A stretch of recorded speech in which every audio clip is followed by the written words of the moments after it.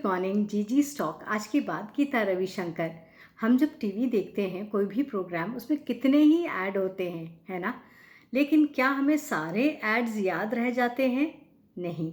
लेकिन कुछ ऐड ऐसे होते हैं जो हमें याद रह जाते हैं और हम वो भूल नहीं पाते हैं। ऐसा क्यों होता है आपको पता है?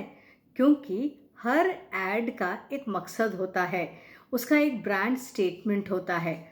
वो स्टेटमेंट अगर आपकी पर्सनालिटी से मैच कर जाता है, यानी कि उनकी टारगेट ऑडियंस अगर आप हैं और आपको वो रेसोनेट करता है, यानी कि आपसे वो प्रतिबिंबित होता है उनका स्टेटमेंट, तब आप उस स्टेटमेंट को भूल नहीं पाते और वो ऐड आपको याद रह जाता है। उसी तरीके से हम सबका भी एक ब्रांड स्टेटमेंट बनता है।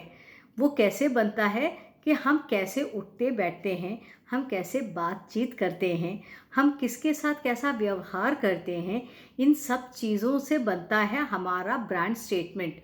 हमारे ब्रांड स्टेटमेंट में 3 चीज़ें बहुत ज़रूरी है। हमारा पर्पस, यानी कि हम किस उद्देश्य से करते हैं, हमारी पर्सनालिटी, हम अपने आप को कैसे रखते हैं, और दूसरा हमारा कैरेक्टर, चरित्र जो है। ये 3 चीज़ें डिफाइन कर देता है कि आपका ब्रांड क्या है। और जब आप अपनी ब्रांड स्टेटमेंट बना रहे हो, तब 3 चीज़ों का ध्यान रखना ना भूलना। पहला, आप क्या हैं, आप कौन हैं।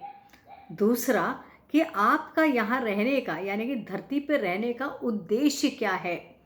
तीसरा, आपका ऑडियंस कौन है, आप किससे बात करना चाहते हैं, किससे सुनाना चाहते हैं। तो ये चीज़ें डिफाइन करेगा कि आपका ब्रांड क्या है। तो जब अपने लिए काम करना शुरू करें, तो मैंने जो कहा उन चीज़ों पर ध्यान रखना और अपने पर काम करने से न चूकना। बिकॉज ब्रांड बिल्डिंग बहुत इम्पॉर्टेंट एस्पेक्ट है, क्योंकि ये हमें बहुत दूर तक और बहुत काम आने वाली चीज़ है।